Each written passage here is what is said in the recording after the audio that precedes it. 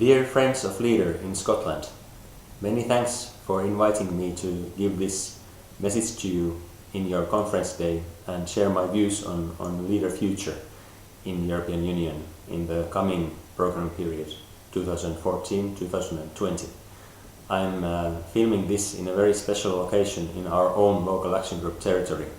As you can see, we are discussing this future issue with my good colleagues, Knights of the Round Table, and definitely some bravery like shown by King Arthur. We need to solve all the obstacles, all the challenges of local development for the next programming period. Perhaps you wonder why we have such a place here, but there is a strong intercultural link, of course, between Scandinavia and the British Isles.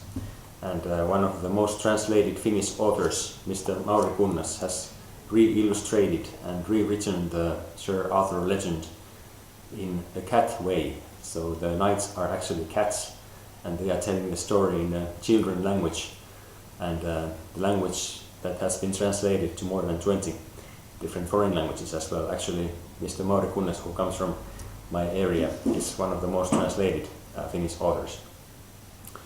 But about the bravery, today precisely is the day when the European leaders are gathering in Brussels to discuss the future EU budget, and we know that, for example, UK is suggesting major cuts there, and what we have heard in Brussels is that, for example, common agricultural policy is expected to be cut at least by 10%. Illard has been strongly campaigning for strong leader and strong CLLD. We've been saying that 5% allocation for leader and CLLD in rural areas is not enough, but it should be 10%. However, in these circumstances, it would be quite difficult to raise the Commission proposal higher than 5%.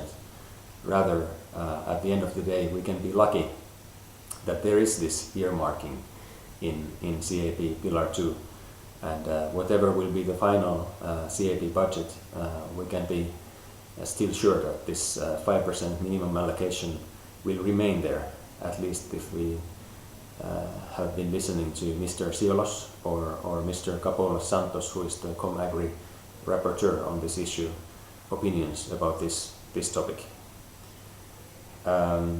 So after this, we can also say that the new CLND initiative is proposing new dissemination fields to Leader, not only in fisheries areas, where we already have good experience through 300 existing fisheries local action group during this current program period, but also in urban areas. For example, here in Finland, in Helsinki, we are currently surveying possibilities to establish urban partnerships, pretty much the same way like they are doing in Republic of Ireland, for example, only in Dublin, having 6 leader-like urban partnerships dealing with issues like social inclusion, youth issues, poverty issues, and there is also a definite new challenge for the rural-urban interaction through these new urban local action groups emerging then.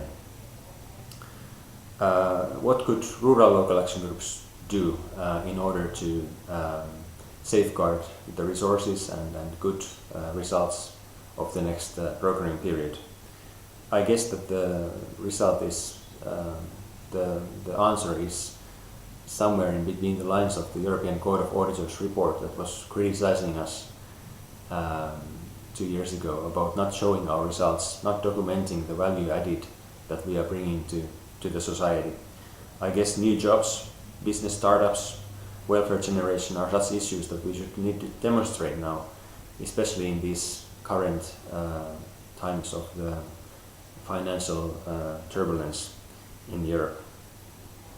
We should show to our regions that without Leader they cannot afford, and if the EU and state funding role is decreasing, through this demonstration we should be able to guarantee better local, private and public match funding resources, perhaps to fill in the gaps that the state and EU budget creates.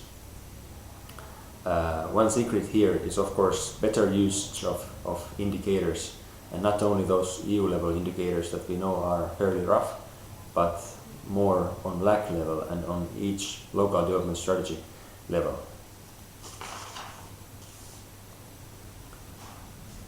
Some of the risks for the next period, despite the CLLD, despite the very good community-led local development initiative, there is still separation of cohesion policy and common agricultural policy logics.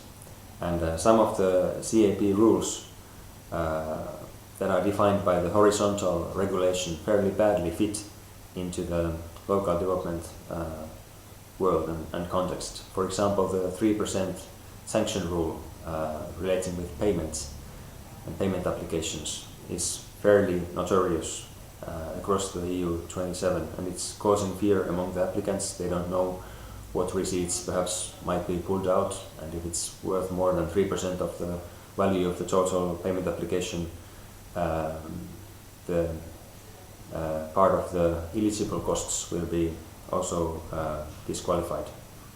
Also, this quite complicated supervision mechanisms create overwhelming bureaucracy that is also chasing part of our potential customers and local development human resource away from us. Another thing is separation of rural and agricultural policy objectives. We should rather cooperate than compete from the same CAP resources with primary production side, and leaders should be better able to support agricultural business startups, development, and farmers, not only through training projects or processing projects on farm. To conclude, most of all our leader future depends on ourselves, the LACs, and how we bring value added to the society that is funding us. So we should be showing to that society, not only on the local level, but also on national level and EU level, that without our contribution, the EU 2020 strategy goals will be only words on the paper. They need territorial level commitment, and local action groups can very well bring it